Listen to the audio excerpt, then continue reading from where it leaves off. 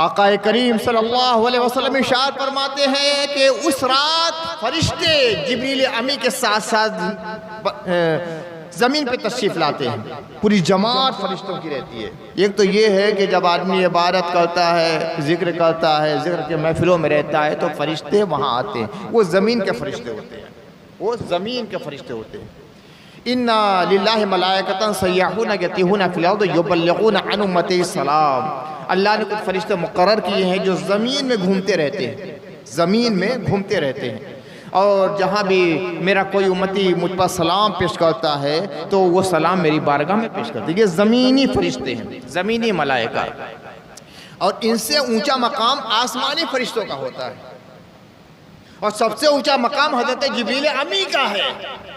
حضرت جبریل امی کا مقام تمام فرشتوں میں سب سے اعلیٰ ہے، تمام فرشتوں کے سردار ہے، اس لیے کہ یہ محمد رسول اللہ کے خادم ہیں۔ اللہ کے نبی کی بارگاہ میں سب سے زیادہ آنے والے فرشتے یہی ہیں، سب سے زیادہ رسول اللہ کی صحبت ملی ہے، تو سرداری کا تاج اللہ تعالیٰ نے ان کے سر پر رکھا ہے۔ جبریل امی آتے ہیں، آسمان کے فرشتوں کو لے کر آتے ہیں۔ اب کس کس آسمان کے فرشتے ہوں گے تفصیل نہیں بیان کی گئی، آسمان کے فرشتے آتے ہیں، یعنی جو سب سے مقرب فرشتے ہیں، سب سے درجے والے فرشتے ہیں، وہ زمین پر اس رات کو آتے ہیں۔ حضور نے فرمایا کہ کسی کسی سے جبریل امین مصافحہ بھی کرتے ہیں، ایک عالم سے مصافحہ کرنے کے لیے، ایک پیر سے مصافحہ کرنے کے لیے، ایک مفتی سے مصافحہ کرنے کے لیے، ایک حاجی صاحب سے مصافحہ کرنے کے لیے آدمی ٹوٹے رہتے ہیں۔ مصافحہ کریں گے تو ان کا فیض ملے گا۔ یہ سید صاحب ہیں، یہ پیر مرشد ہیں، یہ اللہ کے ولی ہیں، دست بوسی کے لیے مصافحہ کرنے کے لیے بے چین ہوتے ہیں۔ مسلمانوں، اپنی سعادت و خوشبختی پہ رقص کرو کہ اللہ نے غلامی مصطفیٰ کا تمغہ تمہاری گردن میں دے دیا ہے، کہ تم سے مصافحہ کرنے کے لیے جبریل آتے ہیں اور فرشتے آتے ہیں۔ یہ نہیں کہ تم مصافحہ کرتے ہو، جبریل تم سے مصافحہ کرتے ہیں۔ جبریل مصافحہ کرتے ہیں، وہ نوری مخلوق، ہم کثافتوں کے پیکر، وہ سراپا معصومیت، ہم گناہوں میں لپٹے ہوئے، کیسے احساس ہوگا کہ جبریل نے مصافحہ کیا ہے؟ ہماری آنکھیں اس لائق نہیں ہے۔ صحابہ کرام نے بھی جبریل کو دیکھا تھا، مگر جبریل کو ان کی اصل شکل میں کبھی نہیں دیکھا ہے۔ بارہا ایسا ہوا کہ جبریل امی حضور کے پاس حاضر ہوئے ہیں، صحابہ نے دیکھا کہ ایک آدمی آیا، رسول سے بات ہوئی، چلے گئے۔ حدیث کی اکثر کتابوں میں ہے، حضرت عمر کہتے ہیں، دیگر صحابہ کہتے ہیں کہ اللہ کے رسول کی بارگاہ میں ایک شخص آئے، بالکل سفید دھلا ہوا کپڑا کے ذرا سا داغ نہیں، بڑا خوبصورت چہرہ، آئے سلام کیا اور حضور کے گھٹنے سے گھٹنا ملا کر بیٹھ گئے، دو زانوں بیٹھ گئے حضور کے سامنے، اور اس طرح ہاتھ رکھ دیا آپ نے، جیسے لگتا ہے کہ بیعت کے وقت کوئی مرید اپنے پیر کے سامنے بیٹھتا ہے، اسی طرح جبریل رسول اللہ کے سامنے بیٹھے ہیں، کہ اس طرح دو زانوں بیٹھے ہیں، تحیات کی صورت ہے، اور اس طرح اپنے ہاتھوں کو دو اپنے زانوں پر رکھے ہوئے ہیں، اور کہہ رہے ہیں یا رسول اللہ مل ایمان، ایمان کیا ہے؟ مل اسلام، اسلام کیا ہے؟ مل احسان، احسان کیا ہے؟ کوئی نہیں جان سکا کہ یہ کون ہے، کوئی نہیں جان سکا۔ جب چلے گئے تو اللہ کے رسول نے فرمایا معلوم ہے کون ہے؟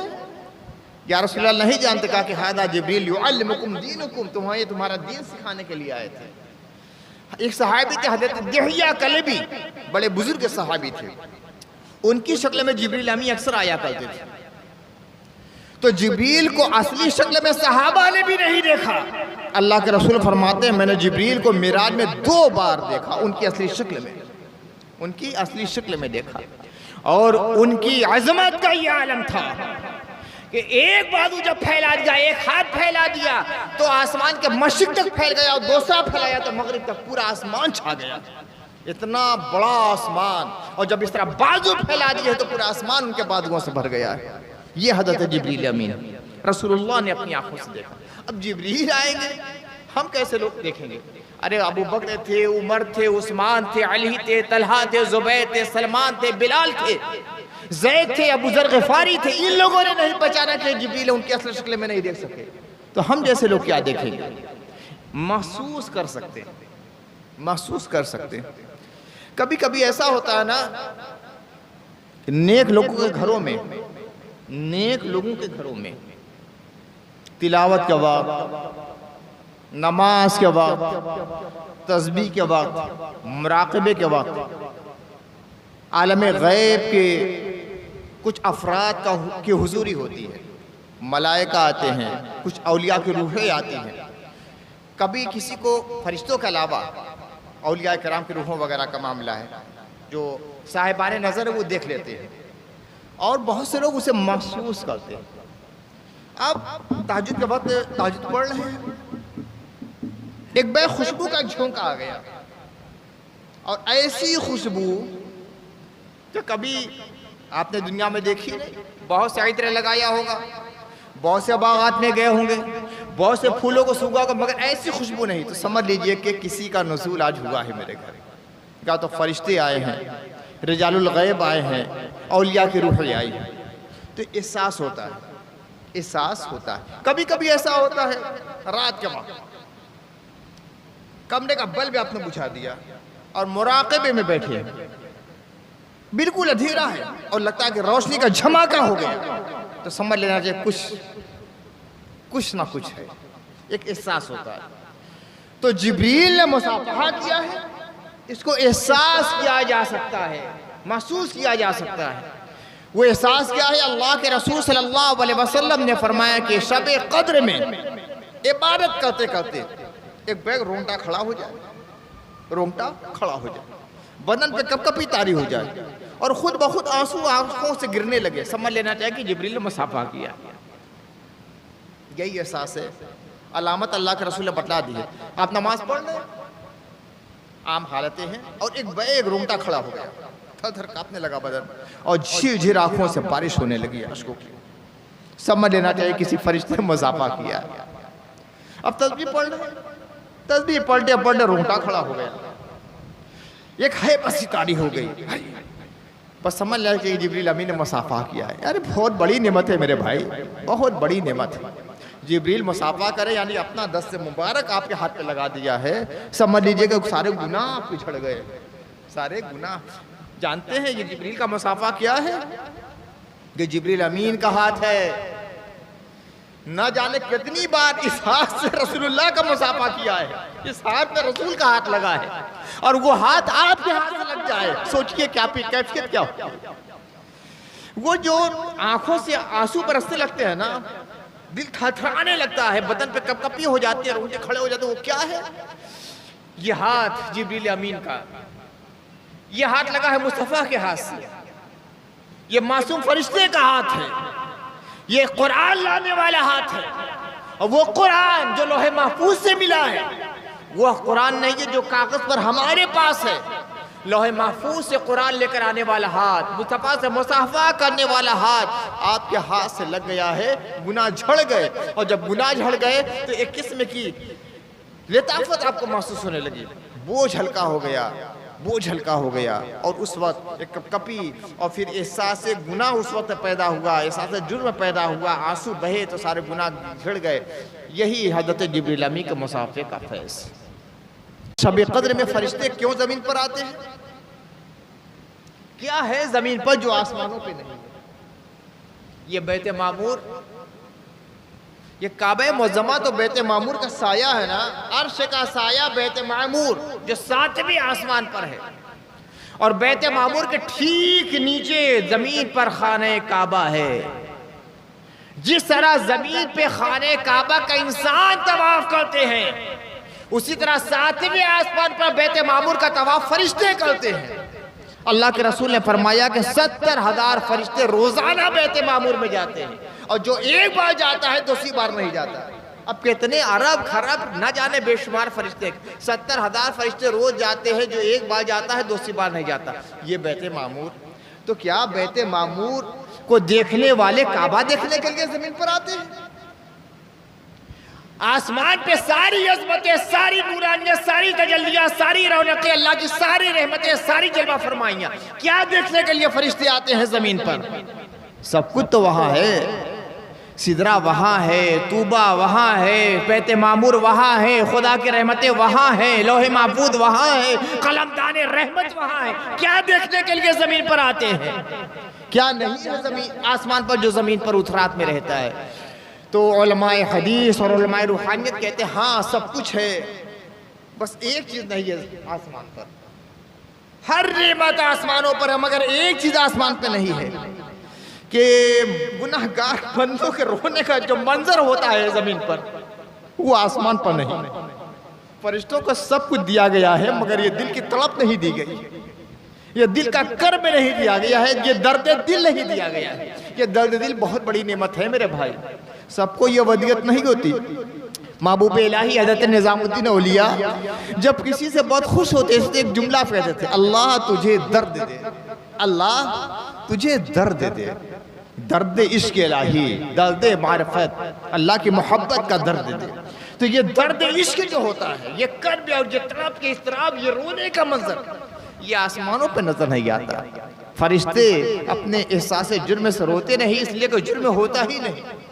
گناہ کے احساس سے جو تڑپتا ہے بندہ مومن نے، تو ایسا کیف پیدا ہوتا ہے کہ جب آسمان سے حضرت جبریل دیکھتے ہیں، فرشتے دیکھتے ہیں، تو کہتے ہیں مولا مجھے زمین پہ جانے دے۔ ہم قریب سے ان بندوں کو دیکھیں جو مولا تیری یاد میں تڑپ رہے ہیں، رو رہے ہیں، آنسو بہا رہے ہیں، ہچکیاں لے رہے ہیں، سسکیاں لے رہے ہیں، آہو کراہ کے منتر سے گزر رہے ہیں، ہم قریب ہو کر انہیں دینا چاہتے ہیں۔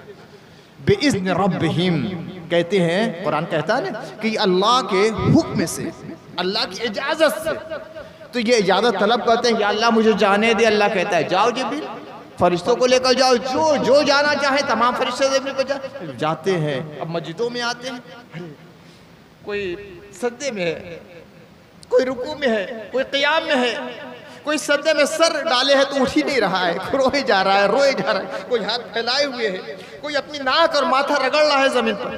یہ سب دیکھتے ہیں جب منظر نے، کہتے ہیں آسمانوں یہ بات کہاں، اور پھر کبھی کبھی اپنا ہاتھ بڑھاتے ہیں اور اس بات مومن سے مسافہ کر لیتے ہیں، سارا بیڑا پار ہو گیا۔